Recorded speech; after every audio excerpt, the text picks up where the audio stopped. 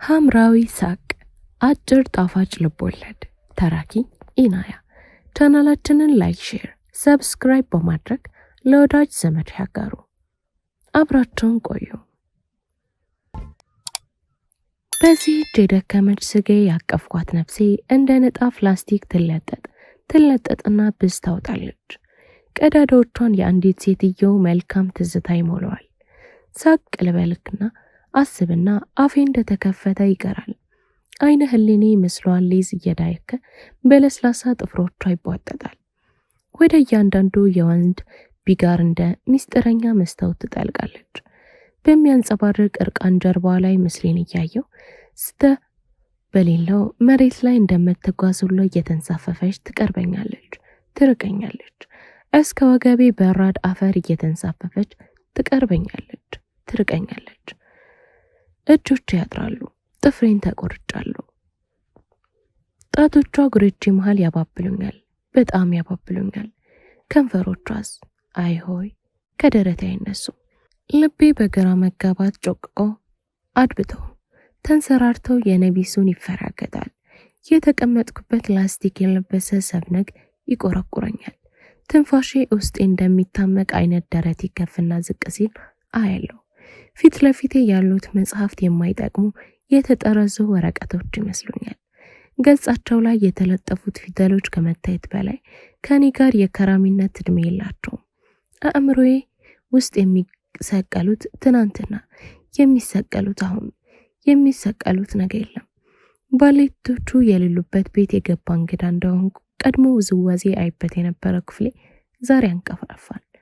ከትውከት አስቀድሞ አካሊን የሚጫጫነው ስሜት ይሰማኛል። በልቶ እንደጠገበ ሁሉ አፌን አሻለሁ። ጉሮሬን ሲጋራ እንደማይጠምቶታል። እያዛጋ ወጣው። እርቦኛል። መብላት ግን አላሰኘኝም። ለምግብ ፍቅር የለኝም። ተፈጥሮ ግን ትቧጥነኛለች። ሰው መሆኔ ግን ያርቀኛል ይመስለኛል። የምበላው ምን እንደሆነ አላቅም። ስለ መብላት አስቤያለሁ። ምን መብላት እንዳለብኝ ግን አላቅም። ከሽሪዋ ገንዘብ ተቀባይዋ ፊት ለፊቴ ቆሜ ምን አላልኩኝ። አነበበችልኝ። ዝርዝሮቹን አልፈለኳቸው። ከመስሪያ ቤቴ ካፍተሪያዎች ትርምስ ለመራቅ ብዬ ምግቡን ቢሮ ይዤው ሄድኩኝ። መብላቱ ብዙ ጉልበት የሚጠይቅ ስለመሰለኝ ረሳሁት። ግን አተኩሬያለሁ። ፍዝ ትኩረት። ምን እንደማስብ ለኔ ግልጽ አይደለም። ስልክ ጮኸ። ከሩቅ የሚጠራ ይመስለኛል። እየነቃው እየባነንኩ ስሄድ ግን ቅርቤ ነው። ደረቴ ስር ነው። አነሳሁት። አነኝ አለችኝ።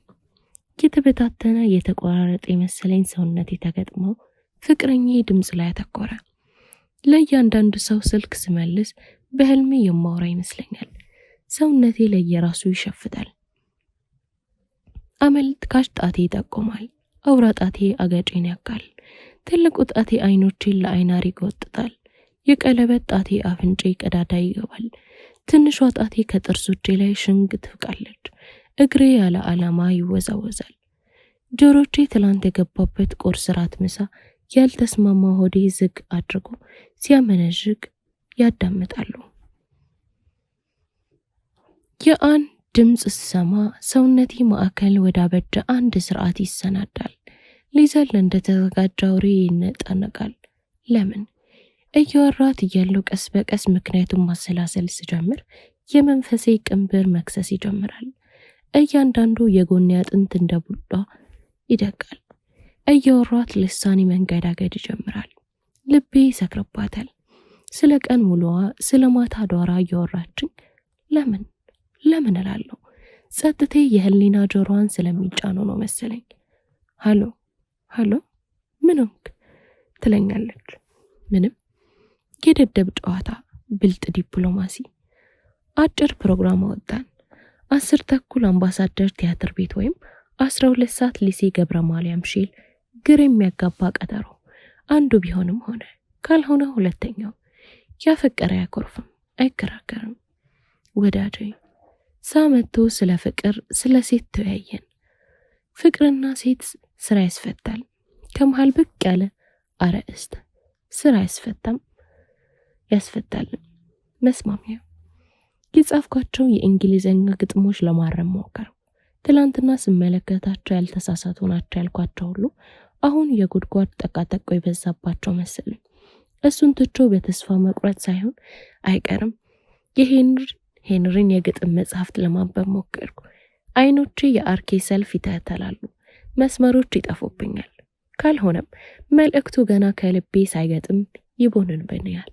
ጮክ ብዬ ለራሴ ላንቸለችል እንዲህ አልኩኝ። ያነበትኩ ከንፈሮች ብቻ አውቃለሁ። ከሰው ጋር መነጋገሩ ሳይሻር አይቀርም ብዬ ከቢሮዬ ወጣሁና 4 ኪሎ አንዲት ጓደኛዬ ዘንድ ሄድኩኝ። አስቀያሚ ልጅ ናት። መልኳ የተፈጥሮ ነው። ማውራት ግን ትችላለች። ገጠመኞቿን ሳታምታታ ሳይጋጩባት ማውራት፣ ፍስስ ያለ ወሬ። ለግማሽ ሰዓት ከሷ ጋር በወሬዋ የምታነሳው ያማረና ያላማረ ትዝታዋ ልኖርላት ላደንቅላት አድንቄያለሁ። እንዴት ሆነላት? ቻለችበት ማለቴ ጨዋተኛነቱን። አስቀያሚ ሴት፣ እንዲህ አይነት አስገራሚ ህይወት። አላወራሁም። የተበለጥኩ ለማስመሰል እንድትወደኝ አንድ እንድትቀርበኝ ይሆን አላቅም። ወይ የምትሰራውን ስላጣው አእምሮዬ ስራ ያጣ መሰለኝ። ራሴን ማድረግ አቁሜ ይሆን? አንዳንድ ሰዎችና አብጠለጠልከኝ እማማንና ያን አንስተን ያንጠልፈን በቃልና በተረት ይህች ልጅ እላትሳሳቅ የሚቆላ የሚያነድ። ቢሮዬ ተመልሼ ስገባ ግን ያው ነኝ፣ አልተለወጥኩም። ከሰዓት በኋላ አንድ ነገር ማግኘት እንዳለብኝ ይገባኛል። የራበኝም ይመስለኛል። ከመስሪያ ቤቴ ካፍቴሪያ የእንቁላል አጣብቆ ወይም ሳንድዊች አዘዝኩኝ። ምግቡ ከሩብ ሰዓት በኋላ ሲመጣ ማዘዜን መርሳቴን ትዝ አለኝ። በላው በግድ። ብቻ ምን እንደጎደለ የመንፈስ ደስታ ጉድለት፣ የመንፈስ ረሃብ የሚሉት ነገር አለ አይደለም? ምን እንደጎደለ መግለጽ ግን ከበደኝ። ሲጋራ አቀጣጠልኩ። ምንም መልስ የለም። የጎደለው ነገር ጥጋብ ነበር የመሰለኝ። መጥቶ ሲያጫውተኝ አንድ መናገር የሚገባኝ ነገር ያለ ይመስለኛል። ይህ መናገር የሚገባኝ ጉዳይ በቃል የማይቆነጥጥ ሞላጫ እንክብል ነው። ጭንቅላቴ ውስጥ እንደ ኳስ ይነጥራል፣ እንደ አውጥ ይንከበከባል። ሜሮን እንደተነከረ ምላስ ያዳልጣል። የነፍሴን መረብ ወርወር ያለው የሆነ ነገር ቢያዝዝልኝ ቃል አጠረኝ። የማስበው ጉዳይ ነው እንዳልል ባዶነት ብቸኝነትም ይመስላል። ወደ ቃላት ወደሚገባኝ ነገር መለወጥ አቃተኝ። ያወራው ነገር ትዝ አይለኝም። ነገር የለም እንዴ?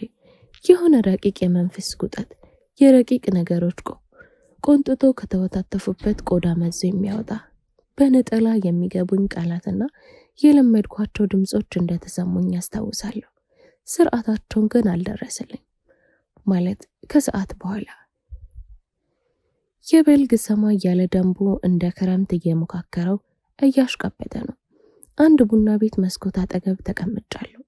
ከያዝኩት የግጥም መድብል መጽሐፍ አንዷን አንብቤ ሐሳቤን ጠምዳ ይዛው የሚጥለውን ዝናብ ለማየት ወደ ውጭ ሊያተኩሩ የሚማጸኑት አይኖቼ እንኳን መርገብ አቁመው፣ ለምን ይህን የማይገባኝ ያንቺን ውበት ስመለከት አይንሽን እልል አይንሽን ተራ፣ ከአፍሽ እልል አፍሽ ተራ፣ ለምን ይሆን የማይገባ ያንቺን ውበት ስመለከት አንዳች ስሜት የሚነዝራት ልቤን መስፈን የሚያሰኛት። ግም ቀትር በጠጡ መንገዶች ላይ ያጤሰ ሲያልፍ ይሰማኛል። የዝናቧ ወራረድ በላውሳስ ይዳመጠኛል። ብቸኝነት ተሰማኝ። ባዶ ነፋስ ከቆዳዬ ስር ሰተሬ የተቀመጥኩ መሰለኝ። ቡና ቤት ውስጥ ያለው ድምፅ እኔ ላይ ነጥሮ ወደ መጣበት ይመለሳል። አይሰርቅብኝም። አንዳንዴ ፊቴን አይኖቼ ጉዳይ እንደሚያጠና እንደሚመለከት ዙሬን አንከራተታቸዋለሁ። ሁሉ ነገሮች ታዲያ የሚሮጡ ፎቶግራፎች፣ ችኩል ሲኒማ የማጤን አይነት ውልብታዎች። እንዳቀረቀርኩ ከግብስብሱ የቡና ቤት ጩኸት መሃል ብቻውን ነፃ ሆኖ የሚሰማ በራሱ ዘመን ገናና ቅላጼ እኔ ወዳለሁበት ጊዜ እየተሳበ የሚመጣ የሚመስል ለብቻው ስሜቴን የሚነጥ ጉርድ ንግግር ተሰማኝ። አንገቴ እንደደፋው ጆሮዬን አነቃው። ድምፁ ከቱቦ መጨረሻ ውስጥ ብቻውን ኖረ። ዛሬ ሊገናኘኝ የሚሮጥ የናፈቀኝ ሕፃን የዝናቡ ሹክሹክታ ጠፋ። የቡና ቤቱ ጠርሙስ ኳኳታ ድምፅ ጠፋ። የሰው ድምፅ ጠፋ። ጆሮዬና የቱቦ ድምፅ ተፋጠጡ። ቀና ብዬ አየሁ። አንዲት ቀይ ልጅ ጡቶቿ ያበጡ ጥቁር አይኖቿ ቦግ ብለው ይበሩ፣ የተተኮሰ ጸጉሯ ግንባሯ ላይ የወደቀ ነጭ ቢትልስ ሹራብ ያደረገች ከንፈሮቿ ቀይ ብርሃን የሚነጥፉ። የት ነው የማውቃት? በአንድ የልጅነቴ ጊዜ አይቻት የነበረች የአንዲት ሴት የምስል ብልጭታ ጭንቅላቴ ውስጥ ውስጥ ነዘራት። ወደ ውስጥ ማየት ጀመርኩ። አይኖቼን ግን ከሴትየዋ አልነቀልኩም። አንድ ነገር የጨበጥኩ መሰለኝ። ከመጽሐፍ ውስጥ ያነበብኳቸው ስንኞች የያዙት ሰውነቴ እየተላቀቀ እየተፍታታ ልዩ ከባድ እውቀት እያጋጠመኝ ሁሉ ማልቀስ ገጃጀለኝ። ከተቀመጥኩበት ተነስቼ ወደ ሽንት ቤት ለመሄድ ትንሽ እንደተራመድኩ ሴትየዋ ተኩር ብሎ ሲያየኝ የሚያውቀኝ መስሎኝ ነበር። ንክ ሳይሆን አይቀርም አለች። እንድሰማት አድርጋ ጮክ ብትልም ዞር አላልኩም። ብዙ አልኮል እንደጠጣ ሁሉ በገሌ ማለት ግለት ይፈሳል። እጆቼ በሙቀት አብጧል። እንደ አጃ የወፈረ ደም እንደሚመላለስባቸው ሁሉ ስሮቼ ይፍሯል። ጭንቅላቴ ክንፍ እንዳበቀለ ሁሉ ከአንገቴ ነጥቆኝ ለመብረር ይፈልጋል። ደካማ ካፌ ይንጠባጠብብኛል። ይህች ቀን ትጣፍጠኛለች። ቡና ቤት ያየኋት ሴትዮ የተሰቀሰቀችብኝ ትውስታ እያስታወስኩ እያወረድኩ ስሄድ አንድ ዣንጥላ ይዛ መንገድ ዳር ስትጠብቀኝ አገኘኋት። በአይኖቼ ሁለመናዋን ወግቼ ይዤ እጇን ጨበጥኩኝ። ሰላምታ ዘነበች። ፊቴ ላይ ጭልታ ስታይ እራሷን ሰበሰበች። እየዘገየ የሚመጣው ነገር ትንሽ እያስፈራኝ ማታ አልጌ ውስጥ የመኝታ ቤቴ መብራት ጠፍቶ ዝምታ፣ ጎኔ ተኛቸው ሴትዮ ኩርፊያ፣ የትኩስ ሻይ ሽታ፣ የሚሰነፍጥ ወበቅ፣ ድመት ስትለማመጥ፣ የጋለ ትራስ፣ የማይጣፍጥ አፍ፣ የደረቀ ምላስ፣ የሚከብድ የሚሞቅ የሚለሰልስ አንሶላና ብርድ ልብስ። ጎኔ ተኛቸው ሴትዮ አልፎ አልፎ እየተንፈራገጠች የተኛችበትን ጎኗን መለዋወጥ፣ 4 ሜትር ርቆ ከሚገኘው ጓዳ እንቁላል በስሎ ሲወጣ የሚያሰማው የደርሻለሁ ጠረን፣ በየክፍሉ የሚመላለሱት ሴቶች ያደረጉትን ነጠላ ጫማ ሳይደክመውና ሳይቋጠር አሌቦም እንደሚጫወቱ ህፃናት የእጅ ጥፊ ሲንጣጣ፣ በሮች እየተደጋገመ ይከፍታሉ፣ ይዘጋሉ። በጀርቤ ተኝቼ እያሰብኩ የሚመጣው ነገር እያስፈራኝ ጎን ያለችው ሴትዮ በእንቅልፍ ልቧ እየተሳበች ዳሌ ላይ እንደ ሎሚ ትከፈላለች። ጡጦ ጥዬ ከርሜ በ5 ወይም በ4 ዓመቴ በቅጦት እዛ ይለኝ። ብዙ ጊዜ ከዋና ጎዳና ገሸሽ ባለች አቋራጭ የሆነች አንዲት በሰው እግር ተሸርራ በሜዳ ውስጥ እየተጥለመለመች በምታልፍ ወደ ቄስ ትምህርት ቤት በምትወስደኝ ወደ ቤቴ በምትመለሰኝ እንደ ገመድ የምትጠማዘዝ የሳር ውስጥ መንገድ እሄዳለሁ። ብዙ ጊዜ ብቻዬን ባዶ ውስጥ እግሬ በደቀቀ ጥቁር አፈርና በሐመልማል እየተኮራኮረ አንድ ቀን 6 ሰዓት ላይ ይመስለኛል ከፀሐይ አቅጣጫ ትውስታ ከወበቁ የጊዜ ግምት ወስጄ ኮቴን እንደ ነጠላ አገልድሜያለሁ። የሱሬን ማንገቻ አኝካለሁ። ፀሐይ ስታይኝ ሱሬን አውልቄ በሙታንታ ብቻ ቤቴ መግባት ወድ ነበር። የዚያን ዕለትም የሚወርድብኝ ከባድ ወበቅ ገፋፍቶኝ ሱሬን ላወልቀው ተቀመጥኩ። እንግዳ ድምፅ ሰማሁ። እንግዳም አይደለም፣ መንኮሻኮሽ ይመስላል። ወይም ጭንቅላቴ ውስጥ ተፈጥሮ የነበረ እንግዳ ዱካ ወደ ውጭ ወደ መሬት ቢዘል ተም ተም ሳሩ በደከመ ድምፅ ሳይሆን ቸል ያለ በመሰለ። አንዳንዶቹ ሳሮች የሚያንሾካሽጉ እየመሰሉ እንዳፈሩ ሁሉ ሲሰራቸው ዞር ያየው። ከቀኝ ጎኔ ትንሽ ሜትሮች ራቅ ብሎ አንዲት ደርበብ ያለች ወረቀት የመሰለ ነጠላ ተከናንባ የተቀመጠች ሴት አየው። ደነገጥኩ። የገጿ ውበት ህልም ይመስላል፣ የሌለችም ይመስላል። ደግሞ አለች።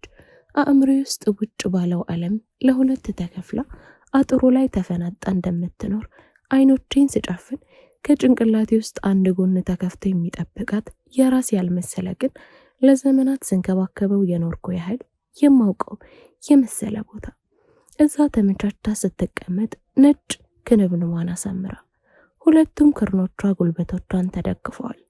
ቀሚሷ ዙሪያን ተንዘራፎ ከቦታል። ሳፍሮን ይሸተኛል።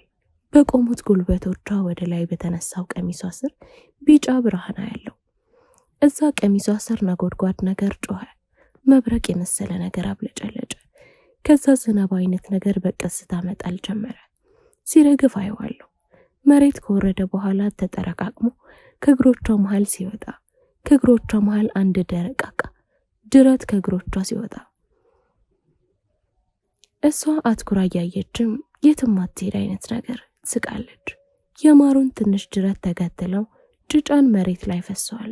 ቢጫው ጠፍቶ የማየው ነገር መንገድ መሃል ላይ የወደቀ ጥቁር ጭፍራ ነው። ከዚያን ቀን ጀምሮ ከሴትዮዋ ጋር ያቆራኘኝ ልዩ ነገር አለ ይመስል ያቺን መንገድ ከቀድሞ የበለጠ አዘወትራት ጀመር። ጊዜው ያው ቀትር ወደ ምሳዬ መመለሻ ጊዜ ሸሸ።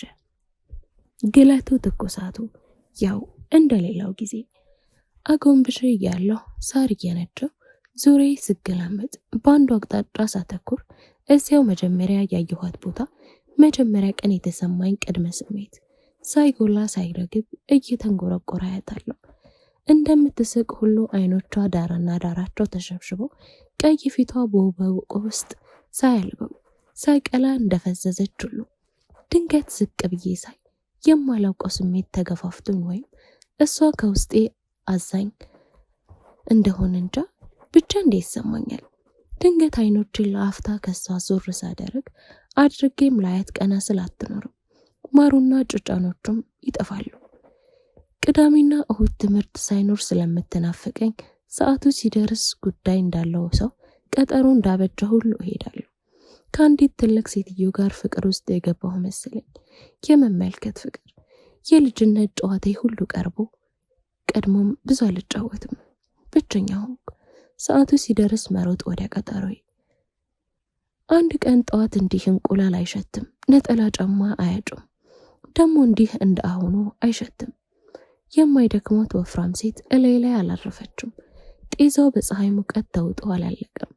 ለብዙ ጊዜ ከተቀመጥኩበት መስኮት ወደ ውጭ ከቤቴ ፊት ለፊት ያለው ሜዳ ላይ ቆየውና ድንገት አይኔ ብዥ ያለብኝ መሰለኝ።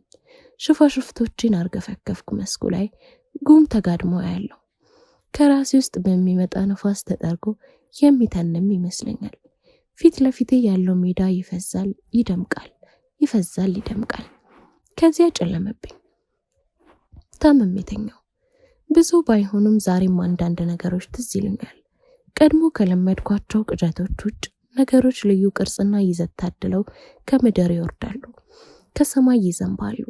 ከጨለማ ገንዳ እንደ ባህሪ ወይም እንቁ የነጡ ጭብጦ የሚያካክሉ የአረፋ ኳሶች እላይ ላይ ወድቀው ከስራቸው ይቀሩብኛል። ገጻቸው የጠጎረ ሸንጎበት ያበቀሉ ንፋስ ያላቸው በጉርድ የተጠፈሩ ሰዎች ከሰማይ መሃል እየሳቁ ያዩኛል። እየተንደራደሩ ወርደውም በደረቴ ውስጥ ይሰርጋሉ። ነጭ ጅብ ከተራስጌ ሆኖ ይዘምራል፣ ይዘፍናል። ትኩር ብሎ በሰውኛ አይን ያየኛል። እኩል ርዝመት፣ እኩል ውፍረት፣ እኩል እድሜ ባላቸው ጥቋቁር ባህር ዛፎች ውስጥ ባለቤት የሌለው ወይ ባለቤቱ የማይታይ ድምጽ ሲመላለስ እሰማለሁ። ማን ነው?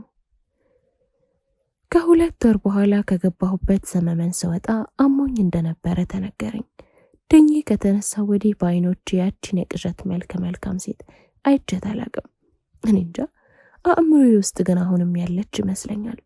አሁንም ቀይ ዳማ ሴት፣ ደርባባ፣ አንገተ ቀጭን፣ ስልክክ ያለ አፍንጫ፣ ውብ ከንፈሮቿ ከቀይ ስር ተፈልፍለው የሚወጡ የሚመስሉ። ካልጌ መውረድ ከበደኝ። የግን ፍልፍል ጠረን አልየሁበት ድረስ ይመጣል። ቤቱ ጭር ብሏል። ግን ፍልፍሉ የማን ነው?